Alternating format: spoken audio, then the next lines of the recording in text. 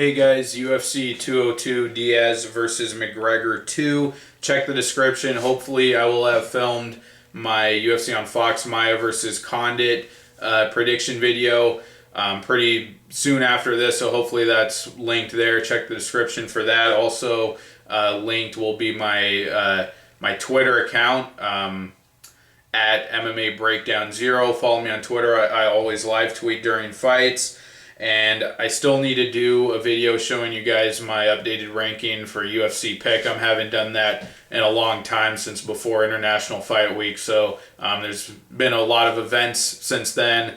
My ranking has increased every event except for the most recent one.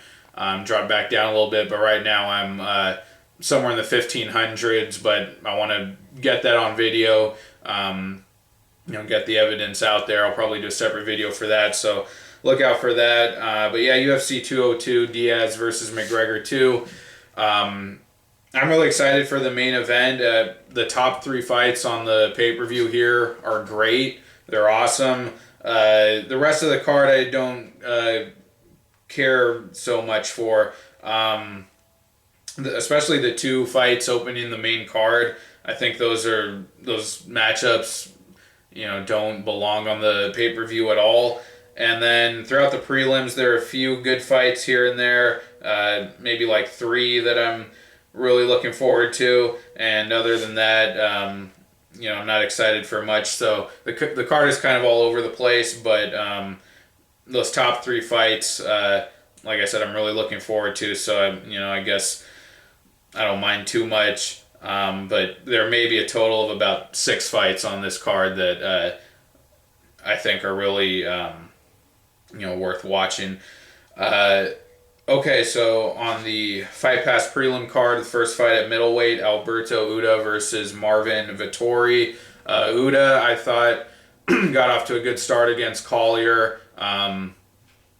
Showed some decent clinch fighting and decent kickboxing, but then just kind of fell apart. Collier took over, hurt him, and finished him with a spinning back kick to the body. And Vettori's a newcomer, so I really don't know at all. We're moving on. At welterweight, Colby Covington versus Max Griffin, another debuting fighter. Covington's got real solid wrestling, can really hit that takedown and dominate guys on the mat, and has been showing submission skills as well. Gets the submissions later in fights after he's beaten his opponents positionally for a while. But I think he's a strong prospect, solid wrestling. But again, I don't know Griffin, so we're moving on. At welterweight, the featured Fight Pass prelim, Lorenz Larkin versus Neil Magny. I think this is a hot matchup and one of the fights that I am really excited about on this card. Initially, I was kind of favoring Larkin. He's really been reborn, at welterweight. At lightweight, he was kind of a low output, low energy fighter, and at welterweight, he's high output, high energy. He's been getting finishes. I really like Larkin at welterweight. I think I could see him. I think he could hurt Magny early. Like he did to John Howard and Ponzinibbio, who's just coming off of a great win over Zach Cummings. We know that Larkin can take out these. At least in the case of Ponzinibbio, a really good striker. He's good enough to put the pressure on them and has the power to put them out. And Magny being cracked by Lombard early in that fight, and kind of being a slow starter, showing that in his previous fights. I could see Larkin blitzing him early, hurting him, giving him some trouble. I could also see Larkin, pressuring him for 3 rounds if he, is really consistent with his forward pressure and his volume, outboxing Magny for 3 rounds. But Magny, he's been developing at such a high rate, he looks better and better from fight to fight, and he's great at making adjustments Great at figuring out his opponents as the fight goes on, and he's got such a clean, crisp jab, really good range striking.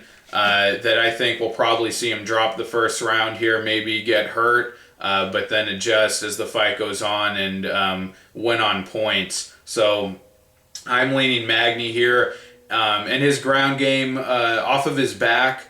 He still struggles there a bit. I mean, when he's fighting really great guys like Maya, some other fighters have put him on his back. Struggles there a bit, and Larkin, not a great wrestler, can hit a takedown, but Magny's offensive grappling is really, really good, and I don't think Larkin has as well-rounded a game as Magny, and I think Larkin kind of runs out of things to do when he fights the more elite, more tactical strikers like Albert Tumanov, and even in his last fight against Jorge Masvidal, which he looked good in, but couldn't really get out to a dominant lead in that fight.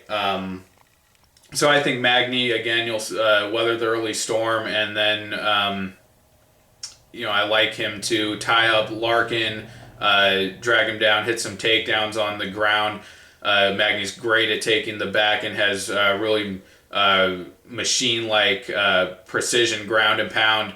I think he could score big there, and then like I said, on the feet, I think he can make those adjustments, use his jab to outpoint Larkin, stay away from Larkin's power, and take a decision. So I'm taking Magny, and Larkin has also been out-grappled in the past, like in the Derek Brunson fight. So yeah, I'm taking Neil Magny, but it's a hot matchup, and Larkin is definitely good enough and is proven, so I think has proven that he's good enough to win this fight, but Magny's just on a real tear right now. I'm taking Magny to win the decision. All right, Fox Sports 1, women's strawweight, Courtney Casey versus Randa Markos. I'm taking Markos here, but she's got problems. Like I said about Larkin, she also seems like she kind of doesn't have a very deep striking arsenal. Kind of fights at one pace throughout the whole fight. And Courtney Casey really goes for that kill early, and she also kind of seems to run out of gas, kind of fade as the fight goes on. Got off to a strong start against both Calderwood and Seohee Ham, but didn't have a deep enough game to get the win in either of those fights. They were just kind of those fights kind of turned into kind of just they dragged out into brawls that she couldn't win. So I like Markos here. She still has that wrestling, which seems to be enough to get her by most of the people she's been fighting. Didn't use it much in her last fight against Jones Liebarger. She's a decent kickboxer, can land her shots, especially in the pocket. I just think, though, she has to not let Casey really dictate the pace early. Casey had a really dominant win in her last fight against Christina Stanciu, hurt her on the feet badly, and then was just relentless on the ground. And Markos, I don't think, pushes that kind of pace. So if Casey can blitz her early, I could see her really putting Markos in danger. But I think Markos is just the better fighter here. Has the wrestling, is probably a little more polished on the feet, but just doesn't really kick it into a higher gear as the fight goes on. But I like Markos here to get a decision. All right, at featherweight, Chris Avila versus Artem Lobov. I love this. I hope they do this more camp versus camp rivalry matchups. What's it called? Diaz's team versus McGregor SBG. I don't know Chris Avila. Artem Lobov, he's a guy who I thought looked very impressive on Tough and just hasn't done anything in his two fights in the UFC. and losing to Alex White in the way he did, just kind of withering as the fight went on, and Alex White was able to put the pressure on him with kind of Diaz-like boxing. I think makes me lean Avila here, even without having ever seen him fight. Just knowing that he's from the Diaz camp, he has that kind of scrappy boxing, pushes a high pace. I think he can do kind of what Alex White did to Lobov. But I have no idea. I've never seen him fight, but that's what I would guess. I think Lobov kind of lost to a Diaz-like fighter in Alex White, who also hit some takedowns on him, I believe. But yeah, I don't know. So next fight, women's bantamweight, Raquel Pennington versus Elizabeth Phillips. Going with Pennington all the way here. I think Phillips, I don't think anyone should pick her. Pennington has had some good finishes lately. The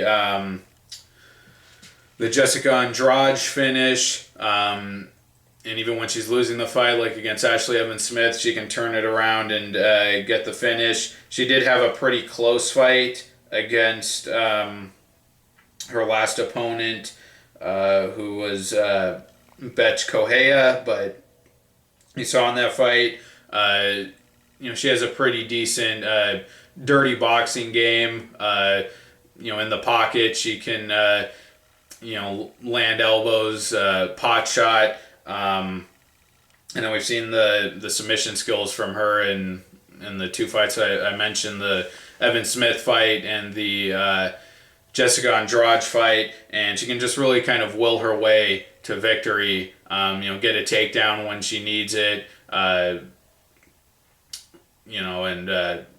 just kind of put herself in a position to win the fight. And Elizabeth Phillips, I think, is just a pretty unskilled fighter, who probably shouldn't be in the UFC. Barely, won a decision against Jessamine Duke. Doesn't have much of any kind of game, a striking game or a wrestling game. Pennington all the way here. Yeah. Okay, at bantamweight, Cody Garbrandt versus Takeya Mizugaki.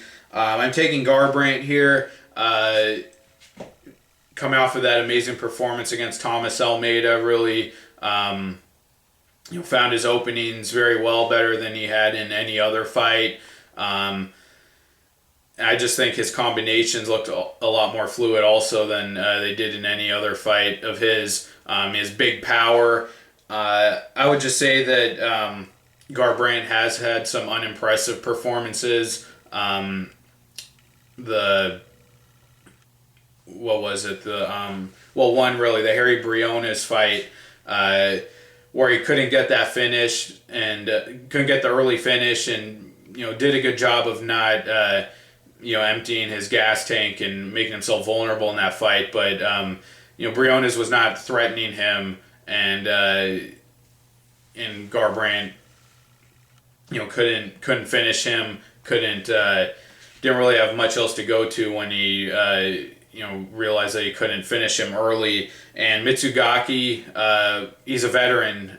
He can push the pace, throws a lot of strikes, not a technical striker at all, but a very active striker. And if Garbrandt can't knock him out and kind of get stuck, I could see Mizugaki tying up with him, fighting in the clinch, trying to hit takedowns, just staying in his face. I don't think that's going to happen. I think that's unlikely. But I just want to put that out there that I don't think Mizugaki has no chance of winning this fight. Garbrandt's still a young fighter, and I think he could kind of get thrown off of his game by a vet like Mizugaki, who always stays in your face. But Mizugaki is not a technical striker, like I said. He's been dropped by Brian Caraway, Aljamain Sterling, ran over him in their fight.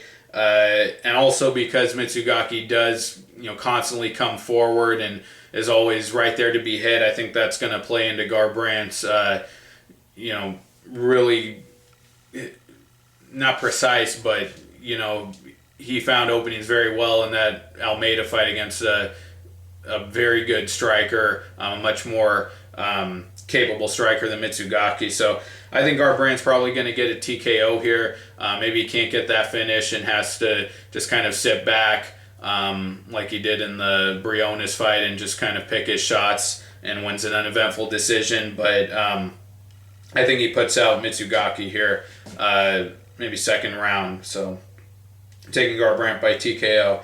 All right, then the main card at welterweight, Sabah Homasi versus Tim Means. I don't know Homasi. He's a debuting fighter. Tim Means, I think, has really been improving over his last couple of fights. Even the Matt Brown fight that he lost, thought he competed very well. He wobbled Brown in that fight. I think he attempted his own guillotine. Did get finished by guillotine, but I think he had his own submission, which was pretty tight. But the dirty boxing Tim Means is really good. Almost kind of reminds me of like John Jones' dirty boxing game, where he sneaks in those elbows out of nowhere, just really finds the mark with his strikes when he's right in front of his opponent. And is powerful. The knockout wins over Lima and George Sullivan. The guy has power. Also, John Howard can still be out-wrestled, though, a little bit. Howard out-wrestled him for, I think, one round before Means got the knockout. Fights earlier in his career, I think Danny Castillo out-wrestled him and Jorge Masvidal as well. But I really like that dirty boxing, crafty kind of phone booth boxing game of Tim Means. He's got big power. He's dangerous. I would expect him to win this fight, but yeah, I don't know. Homasi. Next fight at welterweight, Hyun-Gyu Lim versus another debuting fighter, Mike Perry. Hyun-Gyu Lim is big power. It's a flying knee knockout over, I think that was Pascal Kraus, and another really dominant KO win over Takanori Sato. Really low-level competition, but he's a good athlete. He's very big for the weight class, big, strong, and powerful. And hurt Magny early in Magny's fight. But then when Magny made that adjustment, like we talked about, Magny's great at making adjustments, was able to get him to the ground and take his back and pound him out. I think it kind of exposed Lim a bit, and also in the Saffiedine fight was really picked apart by a technical striker. Without knowing Mike Perry, I can't say much more, but Gyu Lim is powerful. He's a good athlete.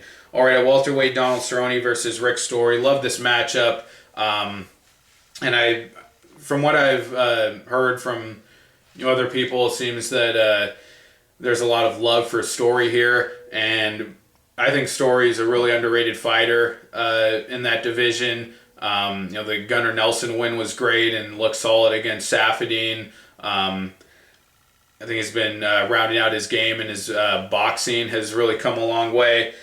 But I think this is just a matchup that really favors Cerrone. Story has struggled with the more technical, tactical strikers in the past, like Martin Kampmann.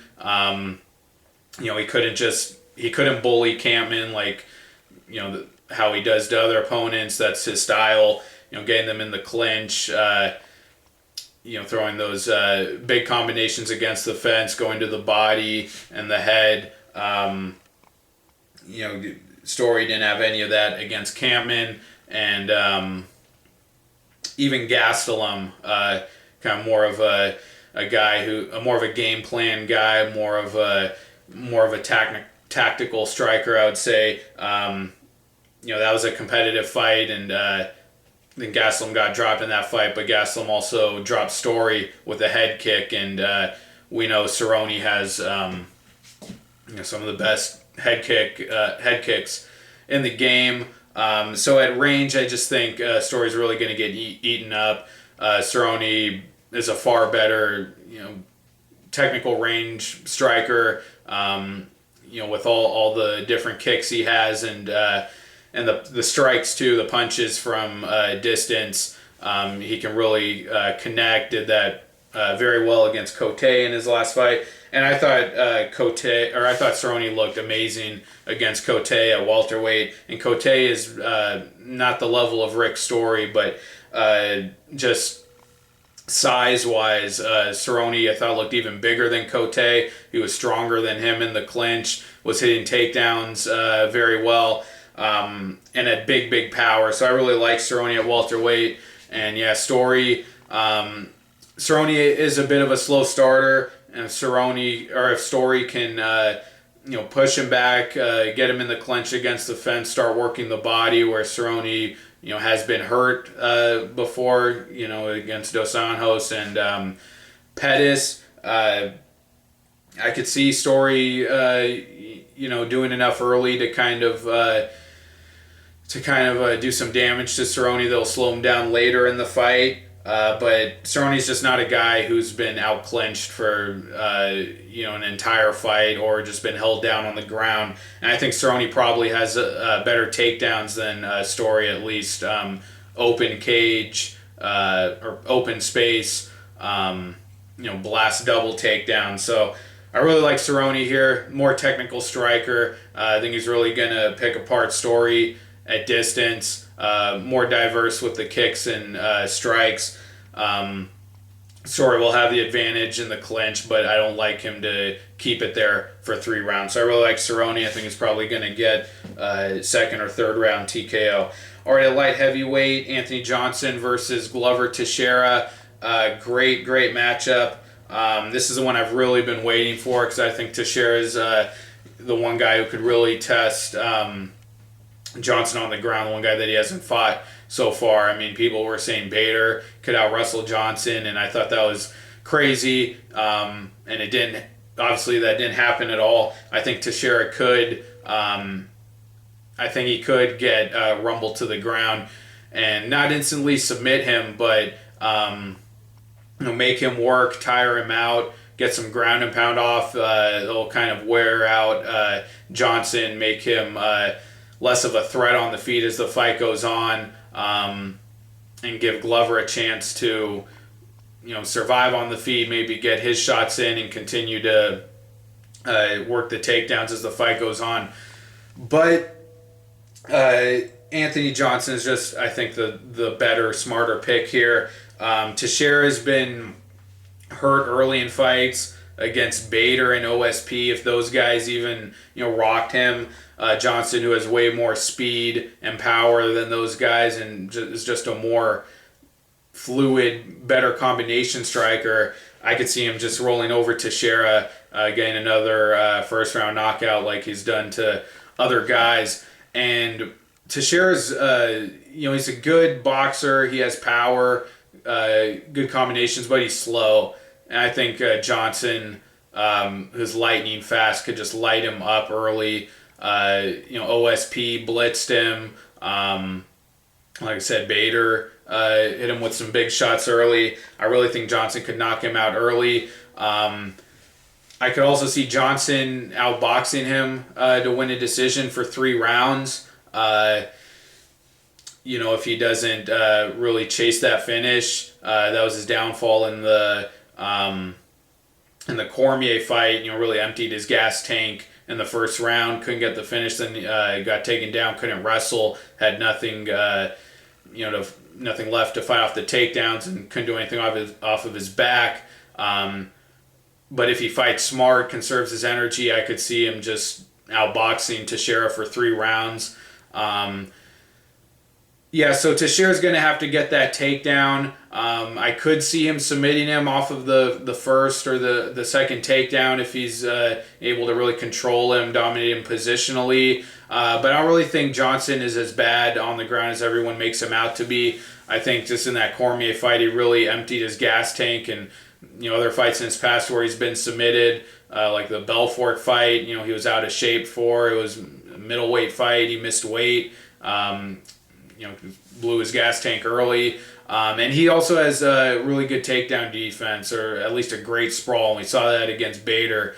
And I think Bader is probably more of an athletic wrestler, more explosive than Teixeira. So I can't see Teixeira really staying out of trouble for 3 rounds. He'd have to get that takedown early, and I don't think he has to finish him, off the first takedown to win the fight. If he wears him out enough on the ground, get some ground and pound off. But I don't really see him getting that early takedown and establishing the takedown game. I think Johnson's got too good a sprawl. He's too athletic, too much of a speed advantage. I think he's going to hurt Glover sooner or later. So I like Johnson here, first or second round TKO. But I do think there's a slight chance that Glover could take him down, either get a submission or do enough damage on the ground to really wear him out, continue to take him down throughout the fight, and maybe get a late finish or a decision. But I think that's pretty unlikely the more I think about it. Glover is not a great wrestler, and Johnson, I think, is just too athletic, too fast. Teixeira's been hurt before, and Johnson's got big power, probably the best in the UFC. So I'm taking Rumble by, I said, first or second round TKO. And then the main event at welterweight, Diaz versus McGregor. I've got a lot to say about this. I'll try to not go on too long here, but I think people completely misunderstand what happened in that first fight. McGregor was dominating him on the feet, hitting him with big overhands, coming in and out, really finding the mark and connecting. The problem was just that Diaz was so durable that he didn't go down like the other guys McGregor had taken out so easily at featherweight. He was dominating that fight, but when he couldn't get the finish, that's when he really started to chase the finish. I think he really let his ego get the best of him. Really started opening up with the combinations, left himself open. That's when he got tired out, and that's when Diaz was still right there. That's when Diaz started to, that's the only time in the fight Diaz started to connect. He hurt McGregor, caught him with a punch. It was McGregor who tried to take Diaz down, and Diaz reversed the takedown attempt, got on top. McGregor was already hurt from the punch, and got some good ground and pound off, got the submission. And then people, almost everyone that I've heard comment on the fight, that narrative became McGregor just got exposed. He was terrible on the ground, not good enough on the ground to hang with Diaz. Wasn't a high level enough of a fighter to hang with Diaz, and that's not at all what happened. And another thing, this fight was not won on the ground, it was won on the feet. Like I said, McGregor was dominating, started to chase the finish, left himself open, and that's when Diaz, being as durable as he is, was still there, cracked him, hurt him, and that's what forced McGregor to go for the takedown. And also in the first round, McGregor took Diaz down and was doing some really high-level jiu-jitsu things on the ground. So, I don't think it was that McGregor wasn't good enough on the ground.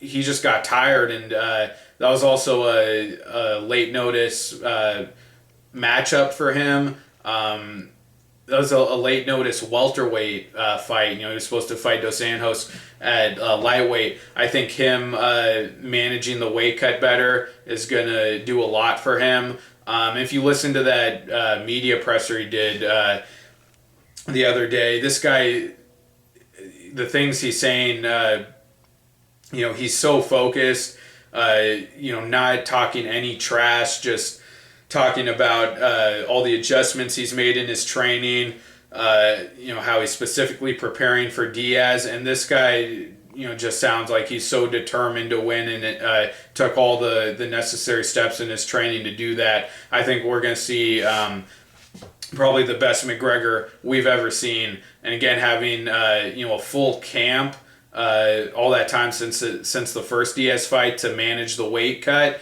as opposed to fighting at welterweight on whatever it was, a week or a couple weeks notice. So I think McGregor being such a technical striker and having dominated Diaz on the feet early in their first fight, I think it's going to be easy for him to make those adjustments to find those openings in Diaz's striking game, to dominate him and continue dominating him. I just think he has to not let his ego get the best of him. He has to accept he may not be able to finish Diaz and win on points. So that to me is a much more manageable thing for McGregor to do than to say Diaz has to rely on McGregor, coming in unprepared for the weight class, having McGregor gas himself out and start chasing the finish, go for a takedown attempt. Diaz didn't take him down. McGregor tried to take Diaz down. That's how it ended up on the ground. For those things to happen for Diaz again, for the outcome to repeat itself, those are much more unlikely things to happen, I think, than McGregor coming in prepared, making the necessary adjustments. So I really like McGregor here. I think he's going to look great, and I think he's going to get a TKO finish, just because he does seem so focused, so prepared, managing the weight class or the weight cut. I think it's really going to help him. And Diaz has never been a game plan guy. He's never been a technical striker, maybe technical in his own style, but not a guy with a jab. No leg kicks, nothing like that. And this is a guy that was knocked out by Josh Thompson and was dominated by Rafael dos Anjos on the feet and on the ground. So you're going to tell me that guy is going to come in and just have an easy time against maybe one of the most elusive fighters and most unorthodox fighters ever in McGregor, who's just totally confuse people and finish them easily on the feet. You're going to say that guy who's never been a technical game plan fighter, he's suddenly going to have the style to hang with McGregor on the feet. I think that is crazy, and I think people really got caught up in the hype of McGregor as great and as big a star as he was, going down the way he did against Diaz. The finishing sequence was very dominant, but the fight up to that point was dominant for McGregor. So I think people really have to take a step back and realize what happened in that first fight, how McGregor has prepared for Diaz, and I think McGregor's going to look better than ever. And I'm going to take McGregor by TKO. I think it's going to come late, maybe third round or later. And Diaz hasn't been finished before, but has taken some big punishment. Was dropped several times by Ben Henderson, knocked out by Thompson. I really think a guy as technical, as unorthodox as McGregor, he can find those openings and do enough damage to finish McGregor late. So I'm taking McGregor by TKO. All right, guys, those are my predictions for UFC 202. Diaz versus McGregor 2. We'll try to have my UFC on Fox, Maya versus Condit video up pretty soon. Check the description for that. Look out for that video for my UFC Pick'em ranking. I'm going to update you guys on. And I think we have 5 weeks or something stupid like that. 5 straight weeks of UFC, which I'm definitely not looking forward to. But I'll be here with my predictions. And Twitter also, which is linked in the description. Thanks, guys. Take care, and I'll see you next time. Bye.